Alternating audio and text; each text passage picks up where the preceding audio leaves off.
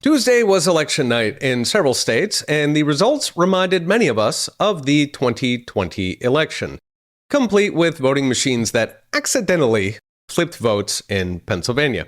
Of course, you would have to be utterly insane to imagine there is such a thing as election fraud, which has been commonplace in this country for over a century.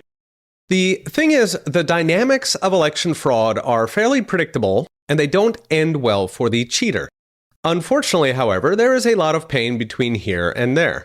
Why is that? Because cheating works in the short run, but it backfires spectacularly in the long run, costing the cheaters not just power, but their entire electoral base. To see why, the reason you cheat, of course, is so you can ignore the other side's voters.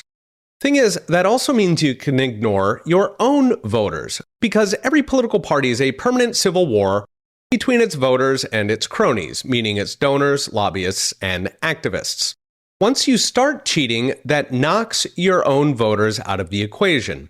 So the cronies take over your party.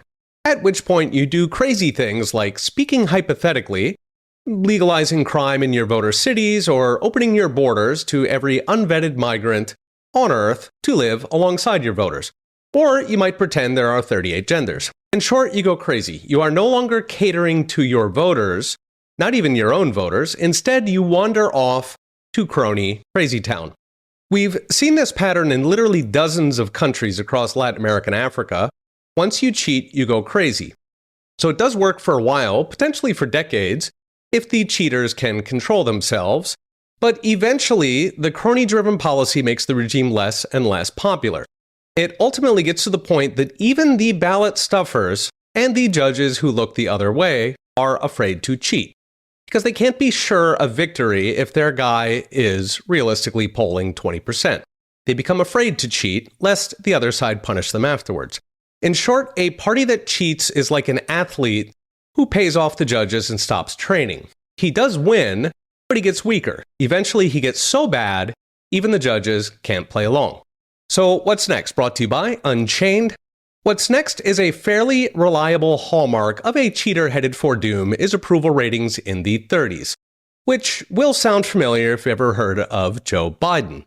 The government gradually loses legitimacy, it loses grassroots support, its own voters don't really care anymore. It still wins elections, to be sure, but its true support erodes until finally the vote counters jump ship.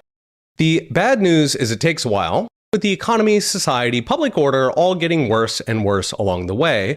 But the payback is the cheater is ultimately so thoroughly rejected that we finally get a great reset we like, one that drains the swamp, perhaps even one that reestablishes the founders' vision of a deeply limited federal government, a vision that remains enshrined in the Constitution, yet ignored in the 10th Amendment.